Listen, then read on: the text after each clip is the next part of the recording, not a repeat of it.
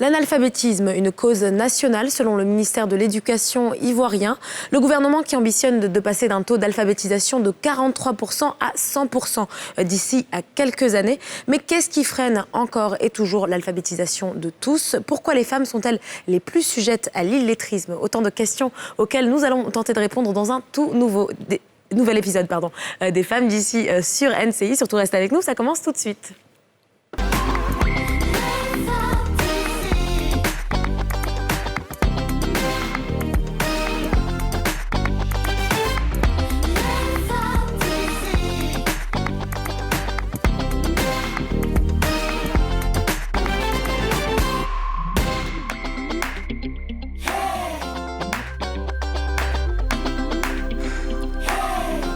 Bonjour et bienvenue dans votre émission préférée, votre rendez-vous 100% féminin et 100% franc-parler sur NCI. Bonjour les filles. Bonjour Hélène.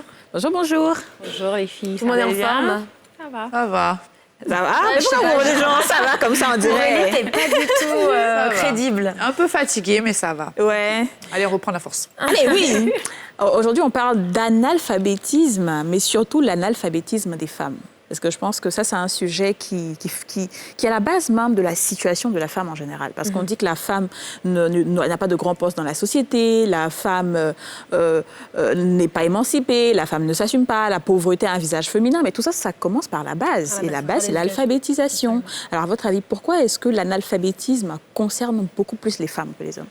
Pourquoi? Parce que tout simplement, la femme, malheureusement, en Afrique, de manière générale, est encore réduite à son rôle de mère, femme au foyer, ménagère, etc.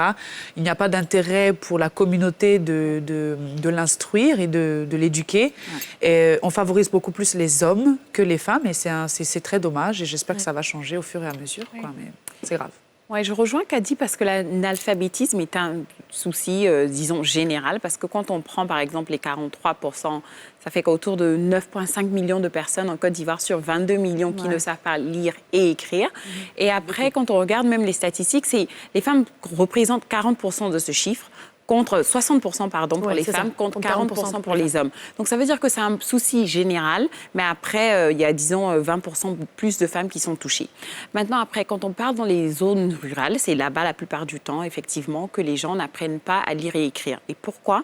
Parce que la plupart du temps, ce sont des cultivateurs, ils se disent qu'ils n'ont pas la nécessité, au fait. Mais je pense qu'il y a une très grande révolution qui se passe, parce qu'avec le digital, tout le monde veut pouvoir envoyer un message, veut pouvoir se connecter, veut pouvoir communiquer par message. Donc maintenant, c'est pas... Avant, les gens disaient « Oh, tu dois apprendre à lire et écrire pour aller travailler dans un bureau ». Maintenant, les gens voient que c'est un peu plus poussé que ça. C'est juste pour avoir une vie, si on veut dire, côte normale. Et donc, et t'as pas tort sur le point de vue digital, en fait. Il y a beaucoup d'outils, même d'ailleurs, d'applications qui peuvent permettre de faciliter l'alphabétisation des personnes qui n'ont pas eu la chance d'être scolarisées ou de rester à l'école, du moins. Mais effectivement, ça reste un problème très féminin. Mais je pense que les choses ont vocation à changer ou à évoluer. On sait que le taux d'alphabétisation évolue et qu'il augmente d'année en année dans beaucoup de pays africains.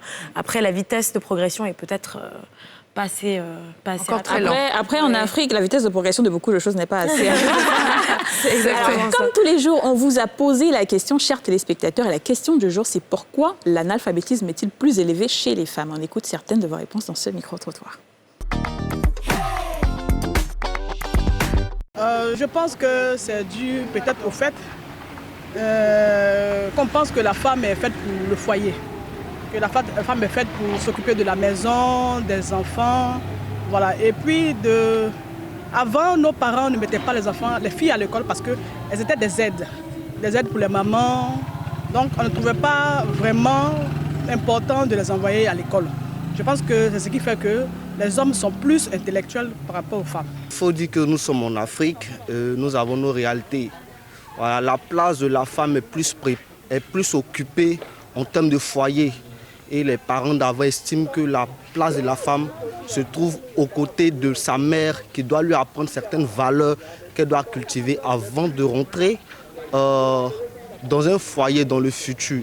C'est pourquoi aujourd'hui, nous remarquons que dans la société actuelle, nombreuses sont les femmes qui ne vont pas à l'école parce qu'elles se disent que c'est plutôt l'homme qui est censé s'occuper de la famille, prendre les charges familiales en main.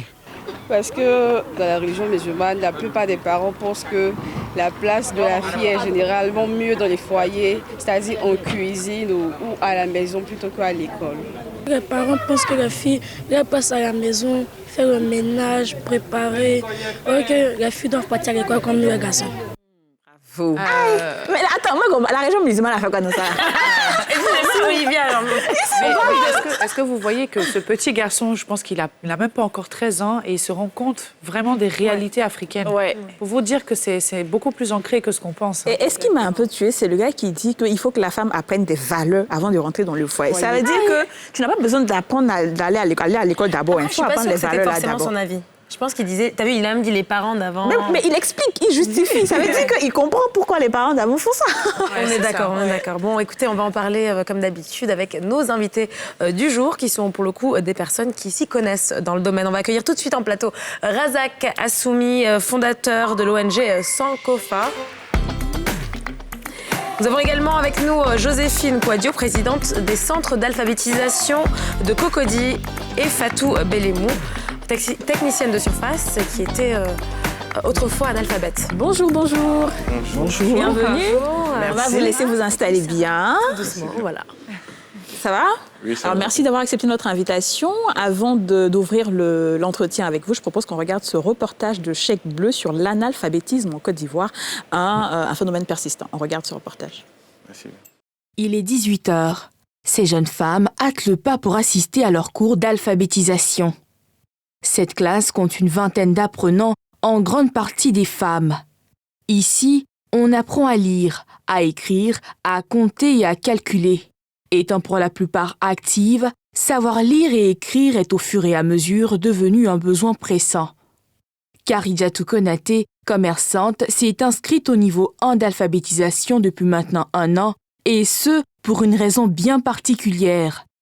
Souvent, quand je sors comme ça, ou soit je m'en vais à l'hôpital, ou soit dans un coin, où on me dit écris ton nom, ou soit écris tant, je sais pas comment écrire.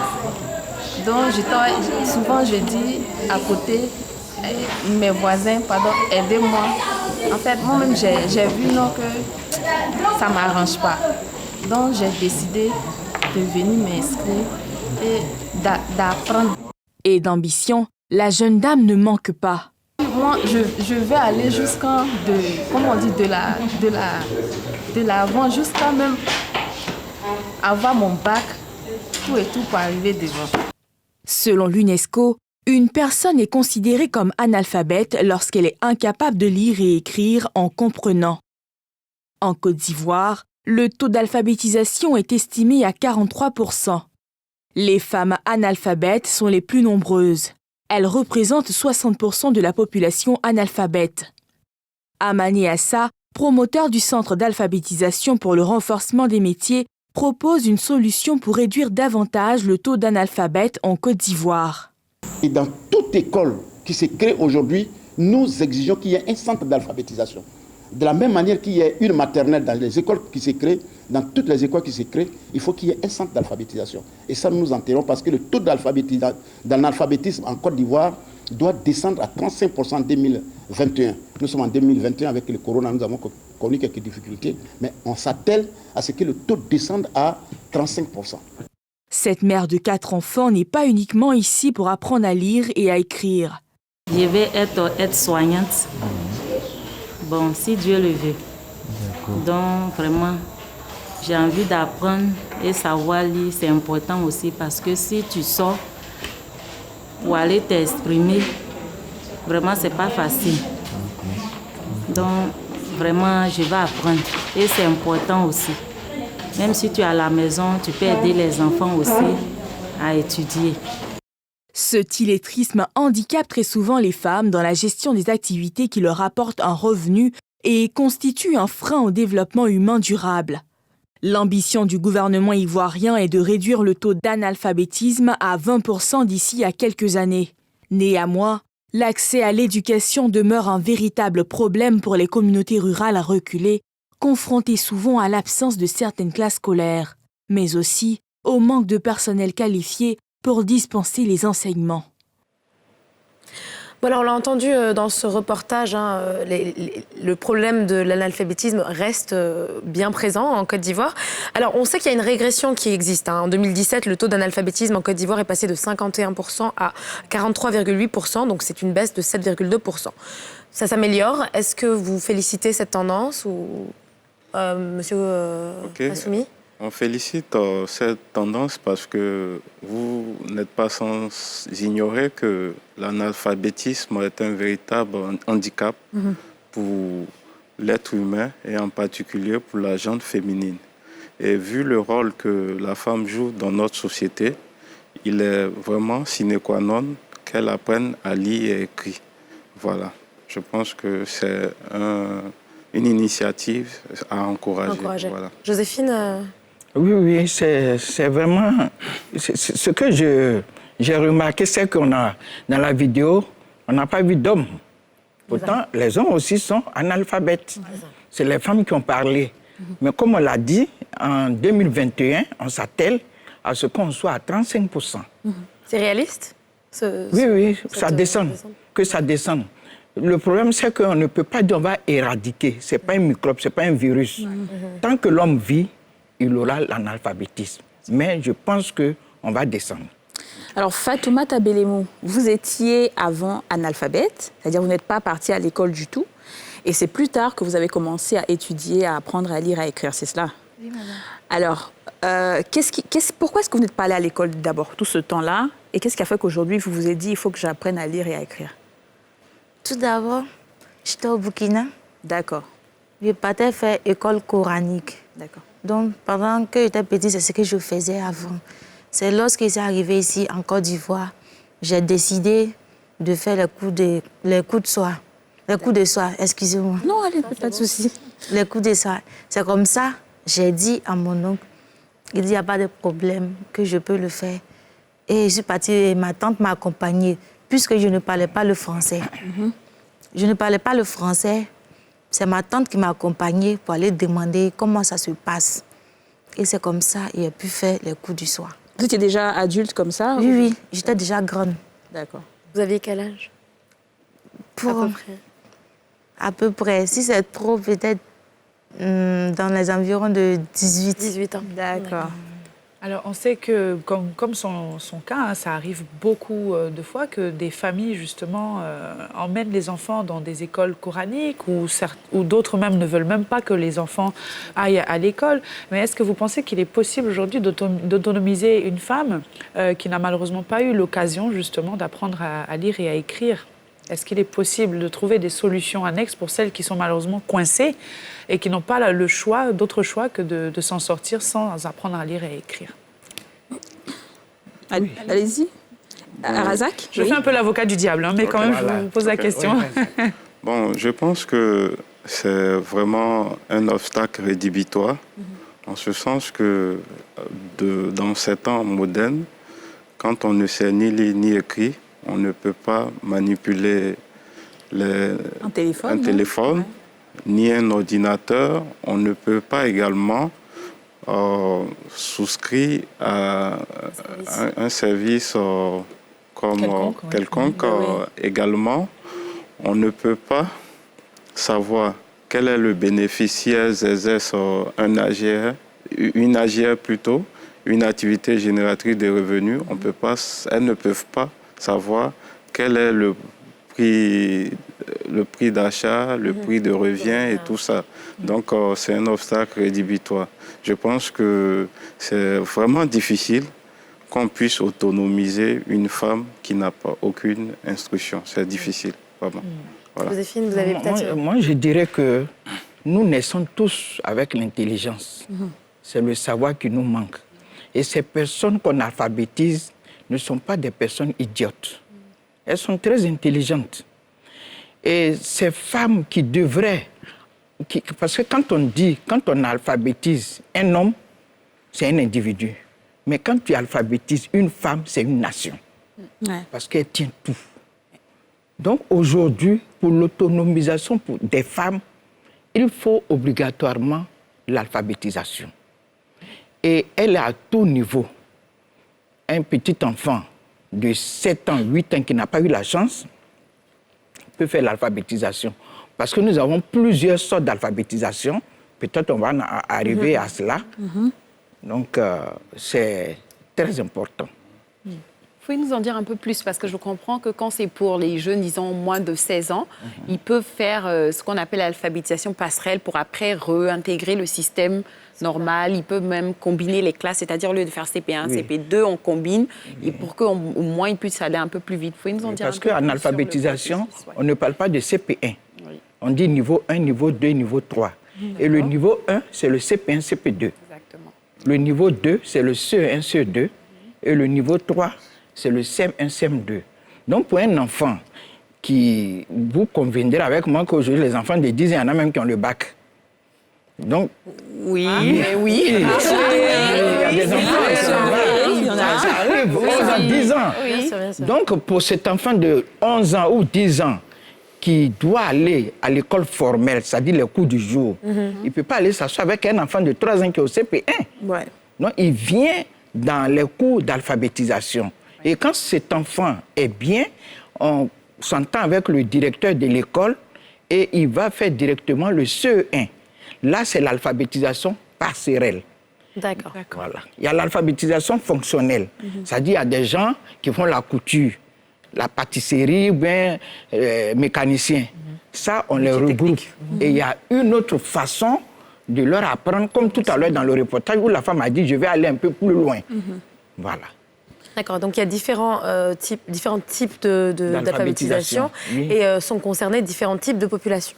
D'accord. Oui. Alors quand on est une adulte comme Fatou ou même plus âgée, une femme qui n'a pas eu l'occasion d'aller à l'école ou qui a été déscolarisée peut-être trop jeune, comment est-ce qu'on commence et est-ce que c'est difficile comme processus parce que justement on n'a pas eu l'apprentissage Oui, c'est difficile parce que un enfant, en s'amusant, il étudie. Mais une grande personne, il y a des problèmes familiaux. Si tu es une fille, il y a ton gars, il y a tout ces tralala-là. Donc quand la personne vient, et dans le temps, comme je le dis, il y en a qui ont fui l'école parce que le maître était méchant. Alors quand on va dire, va à l'école, la personne va se dire, je vais aller à l'école, mais quand la personne arrive, nous avons des objets de notre milieu naturel, qui sont le pilon, le citron, la calebasse et le grain de maïs. D'accord. Et ça va vous surprendre que c'est avec ça on fait les 26 lettres de l'alphabet et les 10 chiffres de 0 à 9. C'est pas vrai. Ah bon? Comment ça marche? Expliquez-nous, parce que je comprends. Par exemple, quand je vais écrire le 10, par exemple, le pilon, dans ses différentes positions, il est debout, pilon debout, pilon couché, pilon penché à droite, penché à gauche. Donc, pour écrire le 10, je prends un pilon debout. Parce que je dois écrire le 1. Et puis, je prends un petit pilon penché à gauche. D'accord. Alors, si vous voulez je mets un pilon couché en bas. Ça, c'est le trait de 1. Oui, c'est vrai. D'accord. Maintenant, pour écrire les 0, je prends le citron. Voilà. Ça fait 10. Et si vous voulez écrire Kadi? Si je vais écrire Kadi, je prends un pilon debout, un pilon penché à gauche, un pilon penché à droite, ça fait le K. C'est vrai. Et puis un pilon penché à gauche qui va faire le A, un pilon penché aussi à droite qui va faire le A, le trait, et puis tu mets un pilon couché qui fait le A. Et le D, je mets le citron, un pilon debout. Si Kadi, ça avait Y, un petit pilon penché avec un pilon bien penché à gauche. Ces méthodes d'apprentissage sont beaucoup plus faciles pour des personnes qui n'ont malheureusement pas suivi le cursus normal. C'est ça, même pour des personnes issues des milieux... Oui. Et c'est amusant. Parce que quand tu vas voir, tu vas te dire, pilon, mais quand on commence à t'expliquer, en tout cas, l'animateur, il faut avoir une formation en andragogie. Parce que si tu n'as pas cette formation, tu ne peux pas animer la classe. Parce que d'abord, quand on dit animateur, c'est pour animer. Et l'andragogie, c'est... L'andragogie, c'est la pédagogie des adultes. Il n'y a rien à voir avec la pédagogie. Il y a Raza qui voulait rebondir sur ce qu'elle disait tout à l'heure. En fait, l'andragogie, c'est vraiment spécifique parce que c'est avec des visuels. Voilà. Et par exemple, moi, je ne suis pas formateur à la base, mais j'ai des personnes qui travaillent dans l'ONG des animateurs de cours. Par exemple, le C, c'est la calebasse couchée. La calebasse ouverte qui regarde à droite plutôt. Désolé. Voilà, la calebasse ouverte qui regarde à droite. C'est le C. Voilà, qui est le C. Et c'est avec ces visuels-là, ça facilite l'apprentissage de ces femmes. Et ça, comme elle a dit, c'est l'andragogie. Et nous, on utilise les deux méthodes, puisque vous voyez dans les images qui défilent, il y a des jeunes filles, de jeunes dames et tout. Donc, elles apprennent aussi, on leur apprend comment, voilà, on leur apprend de façon... ludique. Voilà, ludique. Voilà, classique, quoi. Excusez-moi. Est-ce qu'il y a des classes mixtes où on a des femmes adultes et des hommes adultes, ou alors il faut les séparer? Et pourquoi il faut les séparer? Les séparer? Pourquoi vous séparez les hommes et les femmes? Non, on ne les sépare pas. Ils sont dans une... On dira qu'ils sont dans une école. Voilà. Ils sont dans une école, il y a garçons, femmes, ils sont tous dedans. Tout le monde est ensemble, ok, d'accord. Tout le monde ensemble. Pour moi, spécifiquement, ce n'est que des femmes. Que des femmes. Voilà, d'accord. que des femmes. Parce que vous avez fait le choix d'orienter justement votre ONG sur les femmes. Parce que je pense que l'alphabétisation a un visage féminin. Ouais. Et la femme a plus d'intérêt à être alphabétisée que l'homme. Voilà. Merci. Tout le monde devrait lire et écrire, mais surtout, moi, j'aimerais parler un peu plus de la sensibilisation, parce qu'il y a beaucoup de personnes qui ne savent pas, et comme ça a été dit dans le reportage, que toutes les écoles publiques primaires ont ces cours du soir-là pour l'alphabétisation. Et une recherche a montré que la plupart du temps, là, on ne parle pas des milieux ruraux, mais en ville, en tout cas, la plupart du temps, les femmes qui sont analphabètes sont les femmes de ménage, donc le personnel de maison et tout ça. Et donc, j'aimerais savoir comment est-ce que... Parce que moi, en grandissant, vraiment, tout le monde, toutes nos femmes de maison sont allées au cours du soir vraiment pour apprendre à lire et écrire. Donc, comment est-ce que vous sensibilisez vos familles, vos proches qui ont des personnes autour d'eux qui ne savent pas lire et écrire et puis pour qui... Moi, personnellement, chez nous, à Sankofa, on penche pour une méthode pragmatique. Voilà, si vous voyez dans les images qui défilent, le 8 mars, qui est la journée de la femme, nous sommes descendus sur le terrain. Parce que nous penchons spécialement dans les marchés, parce que les marchés sont un nid d'analphabétisme. J'en veux pour preuve un sondage qui fait état de 87% de ces femmes-là, voilà, sont analphabètes. Et dans les marchés, on y trouve des femmes ménagères, voilà, on y trouve un peu de tout. Alors, on va partir en publicité, on va revenir dans quelques instants et l'émission continue évidemment, on continue à parler d'analphabétisme dans quelques instants, on se retrouve tout de suite dans quelques minutes. Ok. À tout de suite.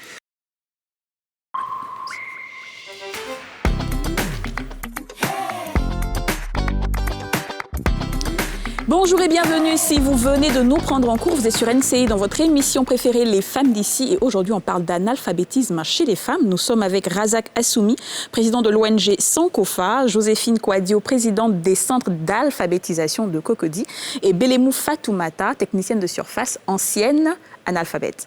Alors, je vais commencer avec vous, Fatoumata. Vous êtes à quel niveau aujourd'hui dans votre processus d'alphabétisation? Je suis en classe de 4e. En classe de 4e. Et vous comptez aller jusqu'où? En tout cas, je compte d'aller loin. Très loin, Inch'Allah. Qu'est-ce que vous voulez faire Qu'est-ce que vous avez envie de faire? Quelles sont vos perspectives? Plus tard où? Oui, plus tard. Plus tard. Vous avez... Au départ, j'avais dit que je voulais devenir comme ma maîtresse d'ici. Au départ. C'est-à-dire éducatrice? Oui. Éducatrice. C'était difficile les cours parce que vous avez appris très jeune? Ouais, c'était difficile. C'était plus difficile encore parce que je ne parlais pas la langue française. Et maintenant, vous parlez bien, en tout cas. On trouve que vous vous exprimez bien. Merci.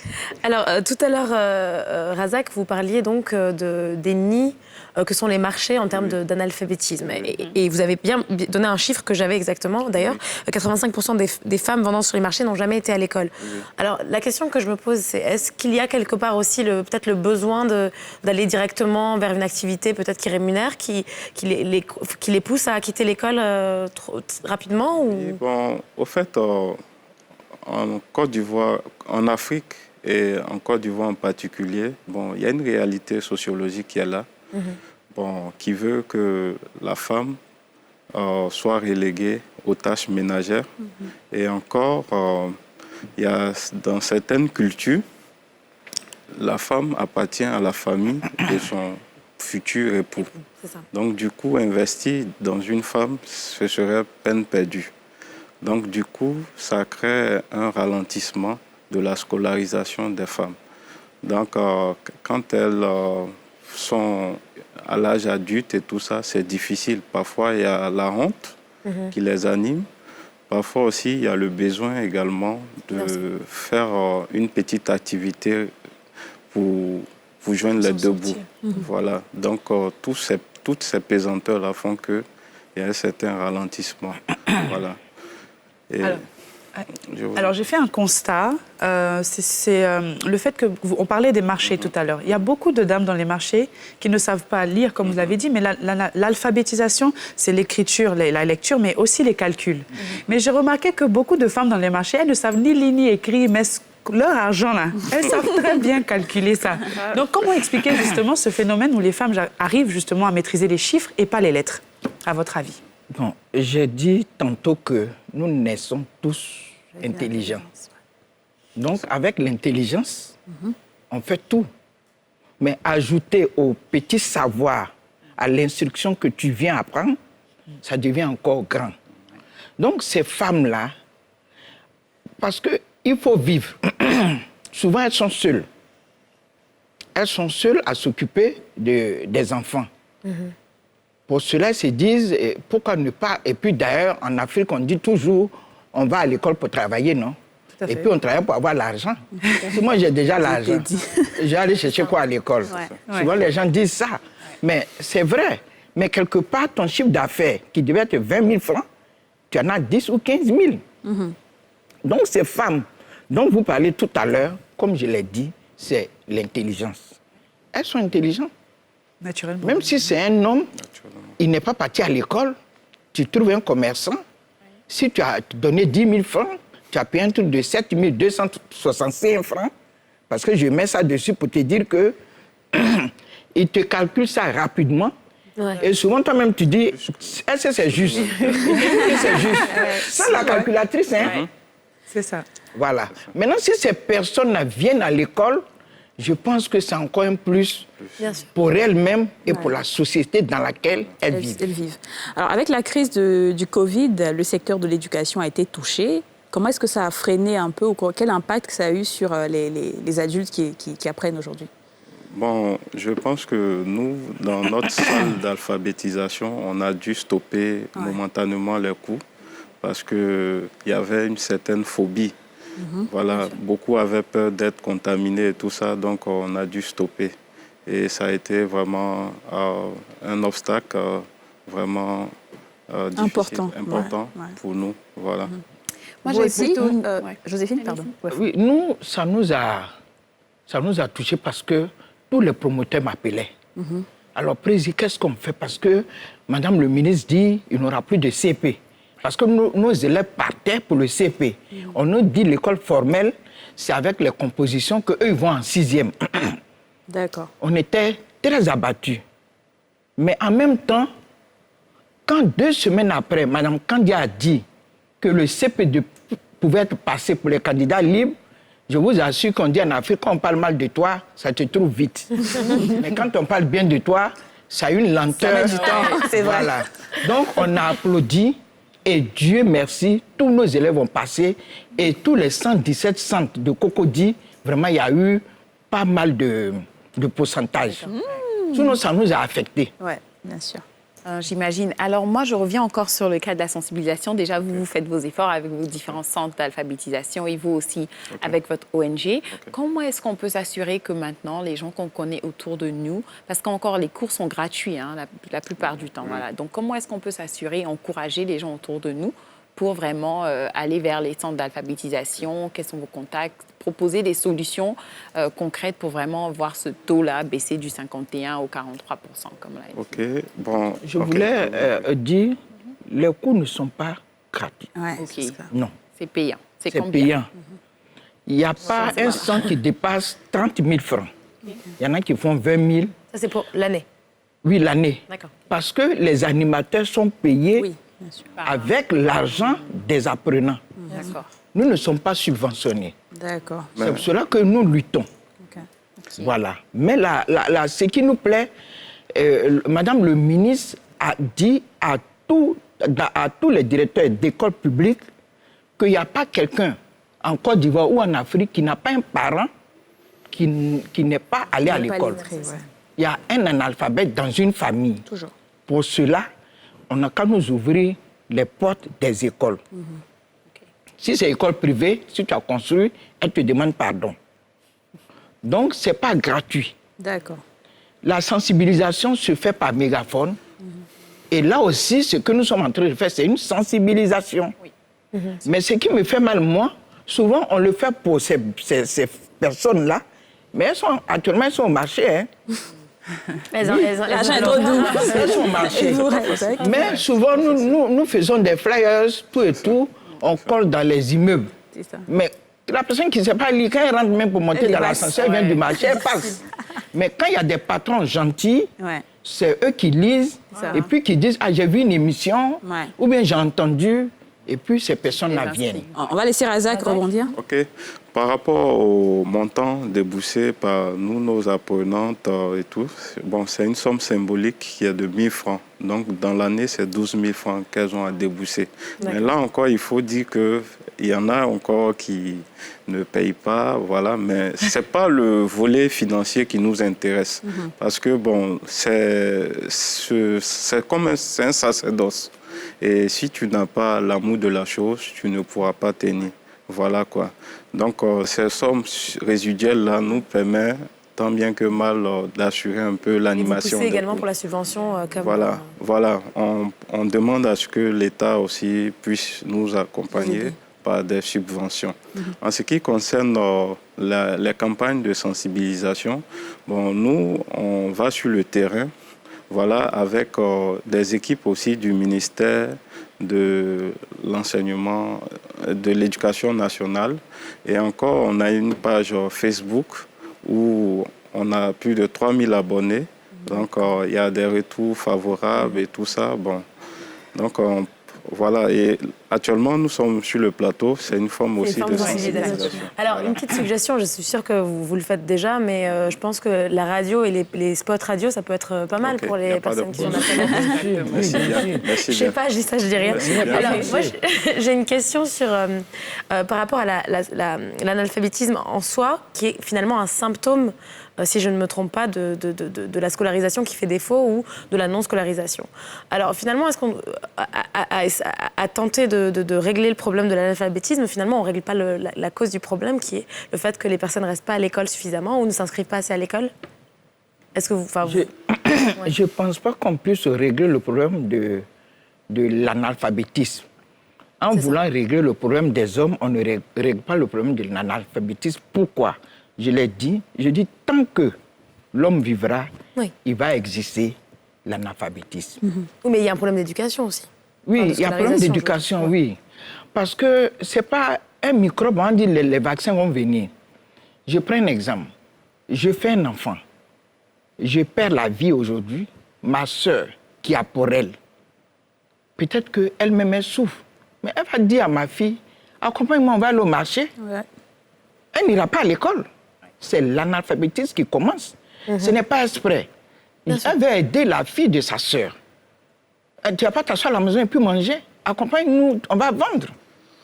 Maintenant, quand elle grandit, qu'elle prend conscience, qu'elle sait qu'il faut apprendre un métier, elle va aller à l'école. C'est ça. Et est-ce que vous avez rencontré des femmes qui font de la résistance, qui se disent non, je n'ai pas envie d'apprendre à lire et à écrire? Oui, il y a des moments même. Pour changer d'avis, parce que... Oui, il y a des personnes même. Moi, je travaille à le BIT, le Bureau international du travail. Ça, on ne payait pas. On allait les petites filles dans les rues qui vendent les lotus, tout et tout.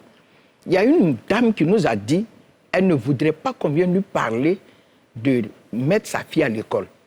Pourquoi? Parce que ce que sa fille vend là, le soir, chacun vient faire les comptes, et puis on fait, voilà. On lui a tout dit. Elle a dit qu'elle ne veut pas. Moi, j'ai été menacée par un monsieur qui m'a dit que Madame Kouadio, si ma femme continue, vous allez voir ce que vous n'avez pas vu. Et comme je n'ai pas envie de voir ce que je n'ai pas vu, en tout cas... Oh non, c'est pas possible. J'ai dit à la dame, elle ne voulait pas. Elle dit, mon mari voyage. C'est vrai que ce n'est pas pour une agrégation ou bien être docteur quelque part, mais au moins lire les livres des enfants. Quand tu vas aux réunions, tu peux signer, tu peux faire... La femme a arrêté. Puisque je n'ai pas envie de voir ce que je n'ai pas vu, j'ai dit à la dame, c'est bon, la femme a arrêté. Vous aussi, vous avez vécu des situations similaires? Bon, au fait, il y a des personnes qui font de la résistance automatiquement quand on leur parle d'alphabétisation, mais il faudrait qu'elles soient confrontées à un incident malheureux pour que elles puissent comprendre l'importance de l'alphabétisation. Il y a une petite anecdote. Voilà, il y a une femme qui vend au marché.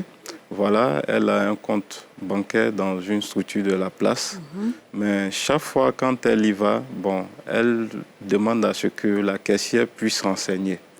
Et la caissière aussi, sachant que la dame ne sait pas lire, elle a dû... Elle a mis un autre compte? Voilà, non, le montant. Elle augmente le montant et prend la différence. Voilà, elle est allée encaisser 100 000 francs sur le reçu qu'elle a signé, c'est 150 000 francs. Vous me comprenez? Et comme la dame, chaque fois, elle a le réflexe de venir vers nous pour nous demander, on lui a dit, elle a dit en langue quoi. J'ai cherché quelqu'un pour me traduire. C'était 100 000 francs qu'elle a retiré. Mais sur le reçu, c'était 150 000. Vous me comprenez? Donc, quand on lui a expliqué, elle est venue s'inscrire au cours d'alphabétisation.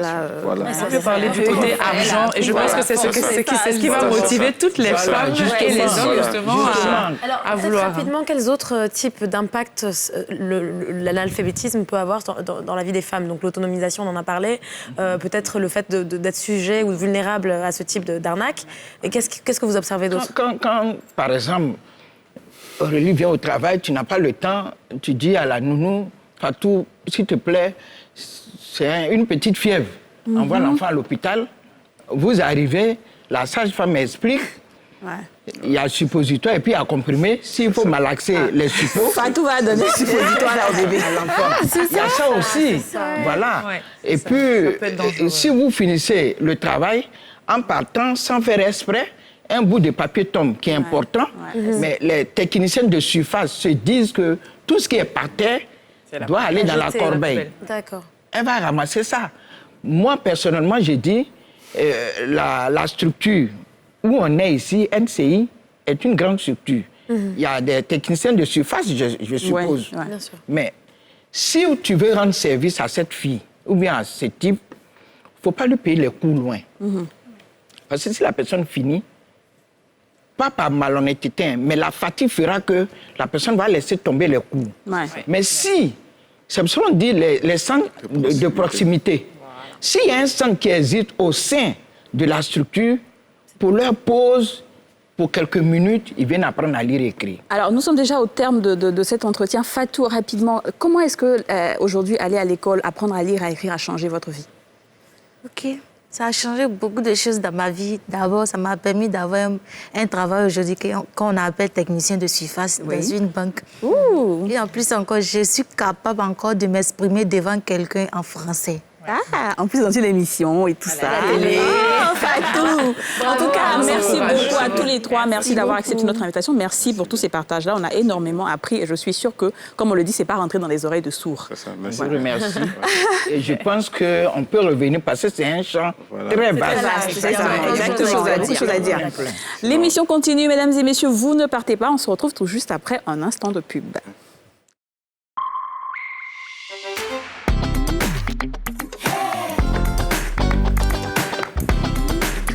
Bienvenue si vous nous rejoignez dans Les Femmes d'ici sur NCI. On s'intéresse maintenant à un profil, un succès à toute épreuve, n'est-ce pas Aurélie? Et oui, nous allons à présent parler d'une dame qui est un modèle de réussite, notamment pour Kadi et moi, dans le monde du cinéma. Cette dame a bravé de nombreux obstacles, notamment son analphabétisme. Comment a-t-elle fait pour réussir malgré cet handicap? On en parle dans ce portrait signé Chèque Bleu et c'est dans le miroir de Akissi Delta.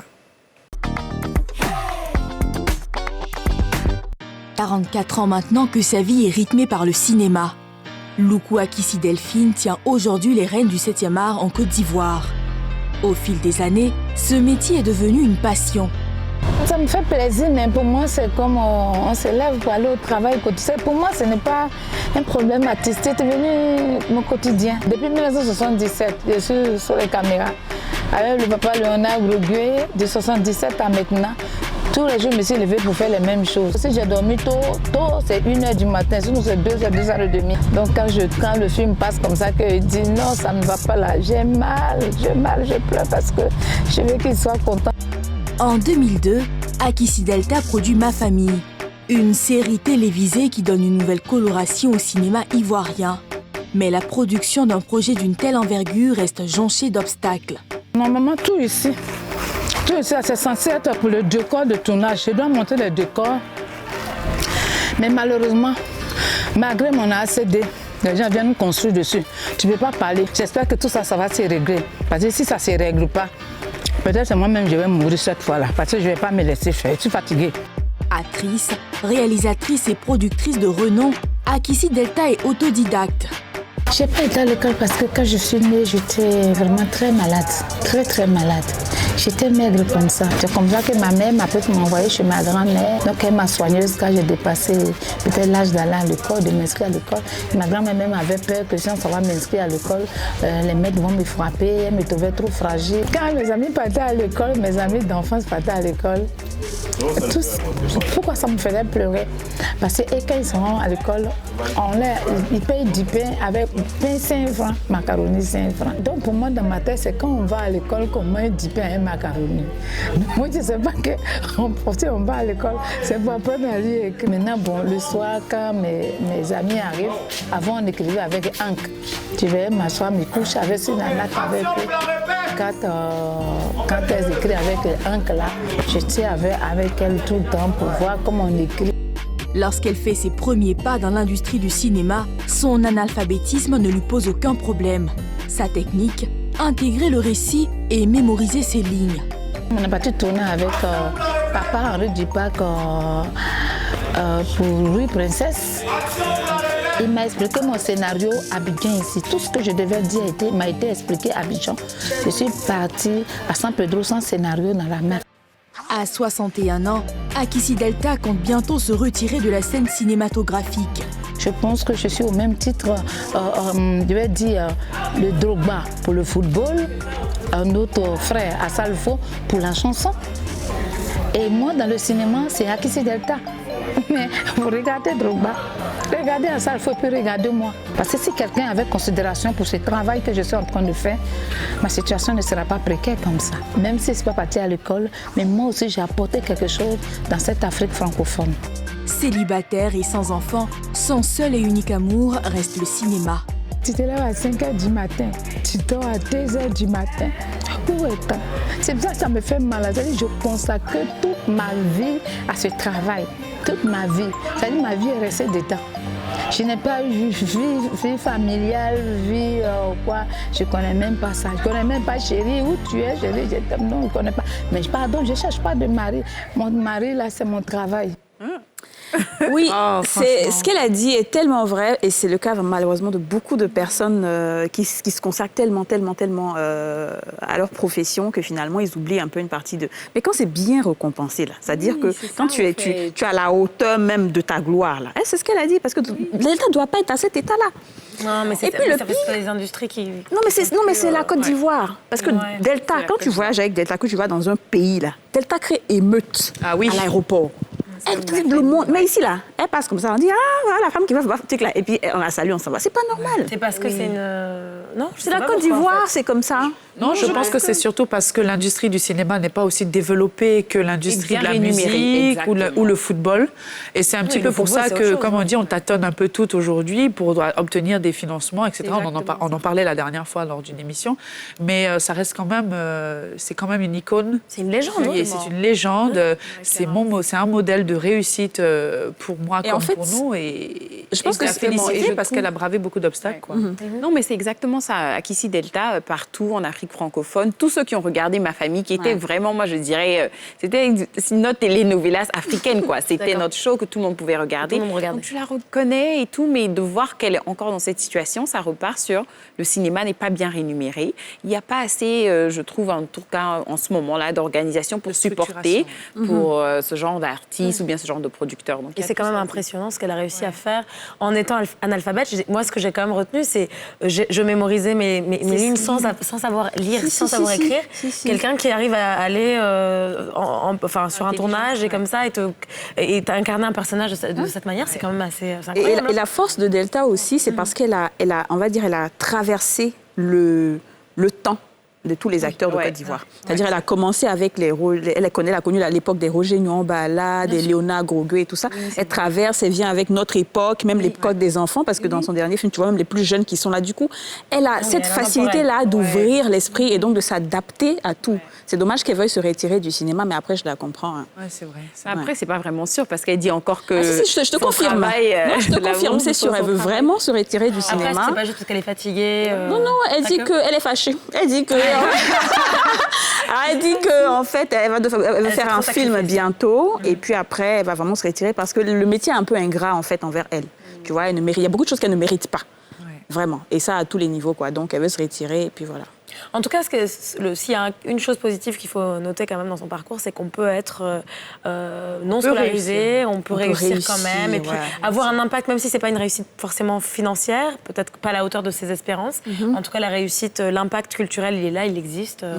Il se fait ressentir encore aujourd'hui, quoi. Et je connais aussi des personnes dans mon métier, dans l'immobilier, de grands propriétaires, milliardaires, qui ne savent pas lire et écrire. Ni calculer, enfin si calculer par contre, mais lire et écrire, on parlait tout à l'heure de ça, mais ils ont réussi, je pense. Alors ça, je pense que c'est un peu commun parce que quand il s'agit d'immobilier, il s'agit de commerce, la majorité ne savent pas lire, ne savent pas écrire. Les grands djoulas qui sont à Djamé, là, eux, ça même pour eux, là, c'est à part. Mais quand il s'agit de mémoriser des textes, c'est-à-dire tout ce qui concerne les lettres et tout, ça c'est vraiment quelque chose de plus fort, quoi. Il faut être un peu plus... c'est ça. Mais c'est pour dire que, en tout cas, moi, mon message, c'est de ne pas confondre analphabétisme et manque d'intelligence. Oui, c'est ce que la dame disait. Parce que la plupart du temps, quand tu vois quelqu'un qui ne sait pas lire et écrire dans nos milieux, on la met en second plan, on ne lui pose pas trop de questions, mais pourtant, ces personnes-là sont tellement intelligentes, il faut juste vraiment franchir cette barrière-là de savoir lire. Et les préjugés. Exactement. Oui. Après, c'est vrai que, comme on l'a entendu tout à l'heure avec Razak Assoumi notamment, on est quand même dans une société qui, avec la digitalisation, le numérique, c'est de plus en plus handicapant de ne pas savoir lire ou écrire. Bon, après, il y a d'autres manières, il y a aussi des outils numériques, il y a aussi des applications qui viennent aider les personnes qui ne savent pas forcément s'exprimer en français ou dans des langues qui sont parlées majoritairement sur ces plateformes-là. Mais quand même, tu vois, tu te sens un petit peu exclu de l'évolution, de l'innovation technologique, quoi. Moi, j'ai fait le choix, en tout cas récemment, de scolariser, en tout cas pas scolariser, mais en tout cas d'aider ma nounou à apprendre à lire et à écrire. Mais c'est notre quand elle rentre à la maison, je lui dis, écoute, prends un prof. Elle m'a dit combien ça coûtait. Ça coûte environ 10 ou 15 000. Qu'est-ce que ça nous coûte de pouvoir aider justement ces jeunes filles-là qui veulent s'en sortir, parce que je sais qu'à côté de ça, elle fait ses petits commerces de pagne, etc. C'est bien. Alors moi, c'est bien de le faire parce que c'est une femme, elle a besoin d'être indépendante, elle a besoin de comprendre les choses et de ne surtout pas se laisser manipuler par justement l'opinion ou la mentalité masculine. Moi, quand j'avais 12-13 ans, je donnais des cours à toutes les personnes qui travaillaient dans la maison. Ah oui, c'est vrai. Tu sais, quand t'as pour toi-même... j'étais au collège, début collège, et j'allais, je faisais 2-3 heures avec eux, je les faisais lire les cahiers. Mais je vais pas te dire que j'ai appris à quelqu'un à lire. Rima apprend ça, nous l'anglais. Oui, mais justement, c'est notre devoir, c'est notre part à faire. Quand on sait lire et écrire, quand on a quelque chose, il faut partager le savoir. Donc maintenant, elle est dans une école américaine, donc elle apprend. Nous, je les ai entendus chanter la fois ABC, ça après dit Rima. J'imagine, elle va devenir bilingue. Je pense que ça va devenir de plus en plus important pour ces femmes, ces techniciennes de surface, ces femmes de ménage-là, d'apprendre à lire et écrire, parce que maintenant, le travail va demander ça. Aujourd'hui, quand tu veux une servante ou bien tu te demandes, est-ce que c'est lié, ça écrit? Parce qu'on a des enfants, on a envie quand même de... Même qu'elle ne sait pas, tu vois, les médicaments, les trucs comme ça. Donc, si on peut aider à les alphabétiser, c'est bien. Mais il y a d'autres qui ne veulent pas. Moi, j'ai une fille là. Je dis, il faut partir. Moi-même, je demande pardon. Je dis, l'école n'est pas loin. Il faut partir. Elle dit, il fait quoi avec ça là? Que vous laissez ça? Je demande pardon jusqu'à la fille n'est pas. Donne-lui les arguments qu'on a entendus. Oui, exactement. Tu vas à la banque, tu vas te faire arnaquer. C'est ça même, c'est ça. Tu vois? Tu peux lire les commentaires sur Facebook, malgré que quand même, elles sont toutes sur Facebook, mais elles voient les images, elles aiment et tout, mais elles ne peuvent pas lire. Elles sont sur WhatsApp. Tu sais pourquoi WhatsApp? C'est les notes vocales. C'est les notes vocales. Exactement. C'est ça. Elles sont toujours... Et même celles qui savent écrire, elles ont le temps de faire notes vocales. Oui, elles sont toutes notes vocales parce que c'est un peu le moyen de communiquer malgré... Madame, bonjour. Il faut acheter le pain, s'il te plaît. Je dis, attends, je regarde le truc, je vois, c'est ma nounou qui... Heureusement qu'il y a ça, tu vois, la technologie. Mais c'est ça la technologie. J'ai des photos de profil et tout, s'il vous plaît. Quand vous dites, c'est l'intelligence. Les filles, l'émission va continuer parce que si on veut parler des filles, on va pas quitter. L'émission continue juste après une page pub.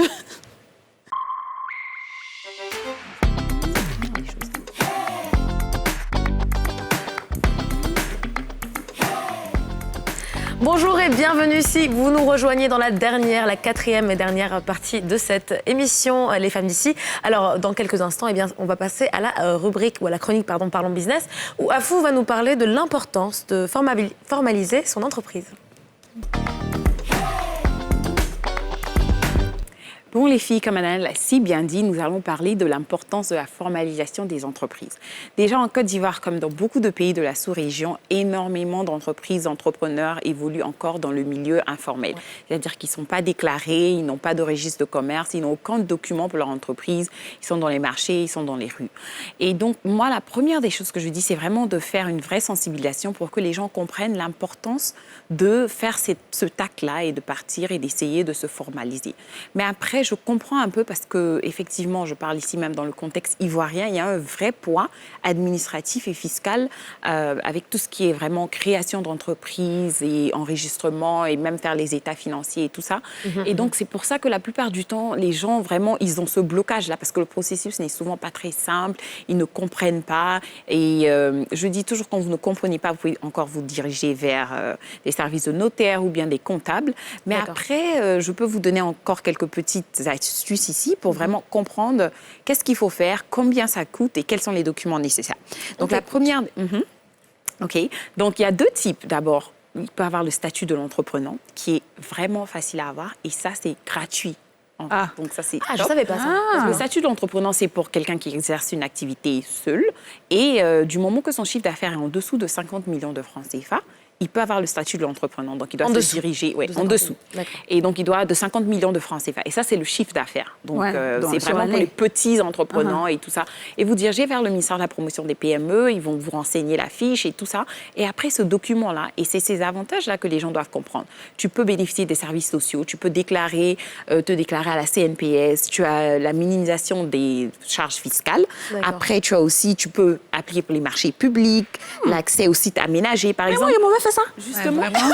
Mais c'est ça. Entrepreneur, tu n'es pas là. Non, il a fait ça aussi. Mais c'est ça, par exemple, pour être dans les malls, les gens ne comprennent pas qu'il faut un document pour être dans tous ces endroits-là. Moi, je donne l'exemple qui est vraiment très simple. Quand vous naissez après, vos parents, c'est eux qui le font, mais ils prennent votre extrait de naissance, ils vous font des documents, ils vous font enregistrer et tout ça. C'est pareil que vraiment, pour que votre compagnie existe, il faut que vous ayez ce document-là. Donc ça, c'est pour les entrepreneurs. Maintenant, pour les PME, les petites et moyennes entreprises, il y a le registre de commerce et même pour les grandes entreprises d'ailleurs. Donc, et le registre de commerce, il peut se faire après à la CPC ou bien au guichet unique. Il y a plein d'endroits pour le faire. Ça coûte autour de 33 000 francs quand tu rajoutes les 10 000 d'immatriculation, tu as la DNS, tu as plein d'autres trucs et c'est autour de 33 000 francs. Maintenant, la partie qui est un peu plus compliquée avec le registre de commerce, c'est que tu dois avoir déjà ta pièce d'identité et tout ça. Tu dois avoir des statuts. Et donc, les statuts, c'est ce qui réglemente ton entreprise. Mais moi, je dis toujours, même si tu ne veux pas te faire enregistrer, tu devrais, c'est bien d'avoir des statuts parce que ça te permet de définir qu'est-ce que ton entreprise fait, comment est-ce que vous allez fonctionner. Vraiment, ça te met dans les règles et dans les normes que quand il y a quelque chose, tu peux aller revoir ces statuts-là et dire, voilà, c'était ça notre objectif premier en créant cette entreprise-là. Donc, c'est toujours bien, globalement. Tu auras besoin d'un contrat de bail. Après, tu peux déclarer la liste des dirigeants, faire une première réunion et tout ça. Et donc, tous ces documents-là seront nécessaires pour maintenant aller ouvrir ton entreprise. Bon, je veux dire, il y a quelques bonnes nouvelles. On est passé de 3% à, disons, 15% en 2018 de taux de création d'entreprises. Donc, de plus en plus, les gens vont vers les différents guichets et puis ils essaient vraiment de se formaliser de plus en plus. Donc, voilà. Ouais. Après, il y a peut-être aussi le petit challenge de ce dont on parlait tout à l'heure, quoi. Quand on est informel et qu'on n'est pas forcément lettré ou voilà, qu'on n'est pas forcément alphabétisé, est-ce que c'est un peu plus compliqué dans ces cas-là? Non, moi je dis toujours, il y a toujours des compagnies d'accompagnement. Donc Voilà. c'est-à-dire, il y a beaucoup de gens qui veulent même pas faire les statuts eux-mêmes et tout ça. Et donc tu vas vers eux, mais ça sera pas 33 000. Les 33 000, c'est ce qui va vers l'État. Après, c'est peut-être un autre 30 000. Donc au lieu de 33 000, tu vas peut-être payer 60 000, mais c'est vraiment pour t'accompagner, pour t'assurer. Mais maintenant, il faut prendre des personnes de confiance parce que, comme on l'a dit, si tu ne sais pas lire et écrire, comment tu vérifies que ta vision est ce qui est transcrit dans les papiers? Sûr, ouais. C'est un peu moi, je veux juste savoir, lever une petite... un petit souci dans ma tête là que je ne comprends pas. Le statut de l'entrepreneur. Est-ce que c'est ce qui permet d'avoir un régime synthétique, par exemple? Exactement. C'est ça? Donc, tu peux avoir la taxe synthétique avec, donc il y a le régime fiscal qui va avec. Ça te permet même les démarches administratives. Tu peux aller ouvrir un compte en banque avec le statut de l'entrepreneur. Définissez régime synthétique juste Mais pour les... il y a différents régimes synthétiques. Mais je veux dire, c'est la même chose. Tu vas à la CPC quand même aussi avec le statut de l'entrepreneur. Non, donc le statut de l'entrepreneur, c'est avec le ministère des PME. Après, ils peuvent vous dire les prochaines démarches, mais la CPC, c'est pour les entreprises. Donc, en tant qu'entrepreneur, tu as une entreprise, mais tu es unique. C'est-à-dire, par exemple, je vends mes tomates au marché. Moi, je suis une entrepreneur, donc je m'enregistre et puis je déclare ce que je fais. Et la taxe synthétique, c'est pour dire encore, quand tu as le chiffre d'affaires en dessous d'une certaine somme, tu as une taxe, disons, définie en fonction vraiment de ton chiffre d'affaires et tout ça. Et ça te permet justement de payer beaucoup moins. Ce que les gens ne réalisent pas. Voilà. Ouais. Quand tu es dans l'informel, il y a plein de taxes que les gens viennent te prendre, la mairie, et ils te signent des papiers, tu ne sais même pas où ça va. Et tu te trouves en train de payer beaucoup plus d'impôts et de taxes que si tu étais vraiment formel. Merci beaucoup, Afou. En fait, souvent, c'est parce qu'on ne comprend pas qu'on va payer plus. Exactement. C'est ça le problème. Ouais, c'est le manque de connaissances, d'informations. Oui. Et en fait, toutes ces informations, elles sont accessibles aussi sur des portails publics. Exactement. Donc, c'est ici, sur le site du ministère et tout ça. Ouais. Et après, vraiment, ça vous couvre au fait. Exactement. Merci beaucoup, Afou. Alors, les filles, je ne sais pas si vous avez faim, parce que moi, oui, en plus, il est l'heure de manger. C'est clair. Ouais. C'est l'heure pour moi. C'est vraiment le moment où on a faim. Alors, on va passer maintenant à la rubrique À vos tabliers pour découvrir une toute nouvelle trouvaille. Tout de suite dans la rubrique À vos tabliers. Ça vu? Comme ça. Maintenant, je décolle ça. Je prends haute. Maintenant, je vais comme ça. Ça, quand je casse ça là, ça c'est le dessin. Ça comme ça. Maintenant, je mets un peu d'huile comme ça. Parfois, ça va coller dans le toile là. Sinon, comme ça va coller dans le toile là. Tu vois comment il mousse ça là, nous. Maintenant, quand c'est emballé là, ça va qui comme ça vite. Bonsoir, maman.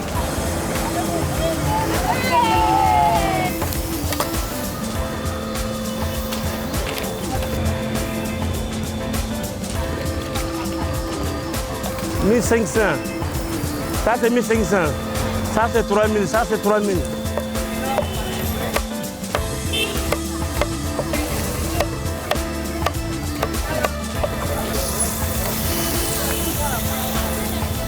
On a un peu de sel, du mélange. Maintenant, je mets au feu. Mais ça dépend de barzier. Tu vois, non? C'est comme ça.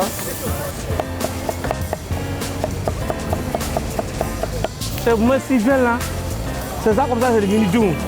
Maintenant, des fois, il prend quand il veut balager qu'il y a là, il fait comme ça. Ça cause ça, il met il là. Et ça prend combien de minutes? Non, ça, dans 30 000 comme ça, c'est acquis.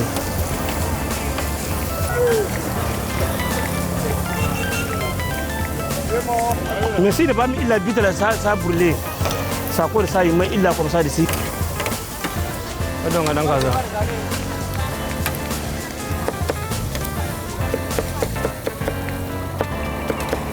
Vu ça c'est qui? Je vais aller enlever ça avec la personne là, je vais comme ça. Comme ça. Je mets un peu de cancan.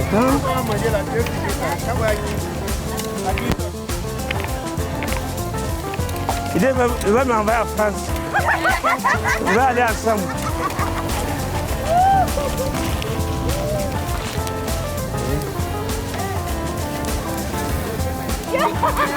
Ça pour combien? Ça, c'est 3 000.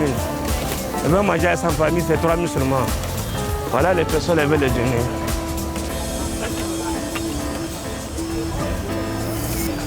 J'ai utilisé le 300 et fait comme ça. Comme ça, comme ça.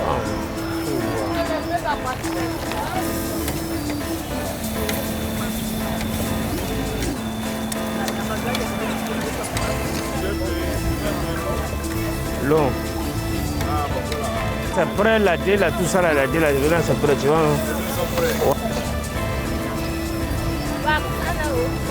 Comme ça.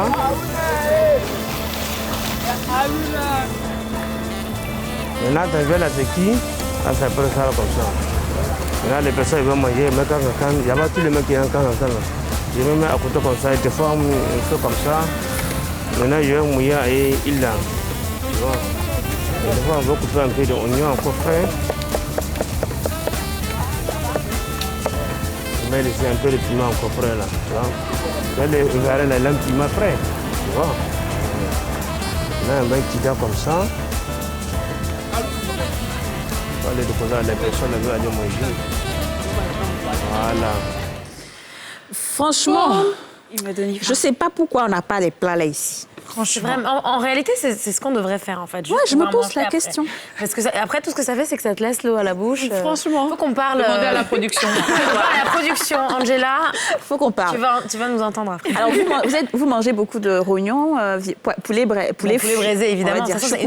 C'est l'une des spécialités. Ouais, moi, j'adore le poulet braisé. Maintenant, le rognon, c'est tellement bon. Et puis, la manière quand tu fais avec de l'oignon, tu me caresses. Aurélie n'aime pas les rognons. Je ne mange pas rognon, gésier, triple. C'est un truc que je n'arrive pas. Depuis petite, c'est pas comme si j'ai pas essayé, je fais pas le malin. Je n'aime pas. C'est les goûts et les couleurs, ça se discute pas. Par contre, le poulet braisé, le choukouya de viande, etc. Le choukouya. Porc au fou. Quoi ça? Le porc au fou. Ah oui, ça c'est. Nous, on n'en mange pas, mais. Malheureusement, vous voyez. Gésier là, j'ai dit Aurélie, gésier, comme il a fait là. En rognon, à côté. Oh, je sais pas. Ah non, ça passe pas. Mais je sais pas si vous connaissez ce monsieur en particulier qui fait. Mais c'est bizarre, non, je l'ai pas vu. Il est où? Je veux aller même là-bas. Il y en a plein. Il y en a beaucoup, mais à Trècheville surtout, il y en a de très bons. Ah bon? Ouais, Trècheville, il y en a de très bons. L'opéra aussi, à Adjun, il y a un monsieur qui fait ça très bien. L'opéra d'Adjun aussi. Après, la viande, c'est pas forcément ce qui est très bon pour la santé. Non, effectivement. Mais on va faire comment? De temps en temps, quand même. Non, chérie, c'est pas de temps en temps. Ça là. En fait, le truc, c'est qu'il faut réduire la consommation de viande et de viande rouge. Encore la viande blanche, ça va. La volaille, tout ça. Mais même dans le choukouya, ils mettent pas beaucoup les parties blanches. Hein. Ils mettent pas. Oui, c'est ça, le blanc de poulet, c'est que la cuisse, les lèvres. On dit, je sais pas si vous connaissez ça, ce qui est pour toi, c'est ce qui est dans ton ventre. Moi, je crois fortement ça. Donc, il faut que je mange le même point de vue. En même temps, ce qui rentre dans ton ventre, c'est ce qui te rend malade. Donc, il ne faut pas que tu oublies les deux. Donc, il faut juste faire l'équilibre. Les filles, on a le droit de se faire plaisir. C'est quoi de temps en temps pour toi? De temps en temps, une fois par semaine, deux fois dans le mois. 3-4. Je veux dire, un petit choukouya de... c'est très raisonnable. En fait, je pense que... On n'a pas dit d'en manger tous les jours parce qu'effectivement, c'est gras, c'est salé, très salé. Oui. Le cancan, le piment qu'ils utilisent aussi. Mais de temps en temps. Voilà. Mais comme tu le disais tout à l'heure, je pense qu'il y a plus gras et plus malsain que le braisé. Parce qu'au moins, à la braise, il y a moins d'huile. Même si je l'ai vu quand même un petit peu rajouter de l'huile à la fin, c'était peut-être pas nécessaire. Moi, j'aurais fait ça. Et l'une des forces, en fait, du choukouya, ce qui fait que le choukouya ne peut jamais disparaître d'Abidjan et que ça sera consommé toujours, c'est parce qu'on n'arrive pas à le faire à la maison. C'est-à-dire les autres plats, le choukouya, on ne peut pas faire ça à la maison. Voilà, tu vois, même le papier, là, tu ne sais pas où tu vas avoir ça. Le cancan, tu ne sais pas ce qu'il y a dedans. Tu vois, et puis la fumée qui est en bas là, je ne sais même pas si c'est charbon, c'est bois. Du bois. Donc tout le complexe autour est vraiment... L'environnement dans lequel même le choukouya est fait, c'est tout ça qui fait de la saveur, vous voyez. Vous voyez le papier de ciment, là, peut-être on en mange un peu, mais bon. Alors les filles, on peut parler de nourriture pendant des heures, mais là, il faut vraiment partir, mesdames et messieurs. Je sais que vous aussi, vous avez l'eau à la bouche. On se retrouve demain, même chaîne, même heure. À bientôt. Ciao.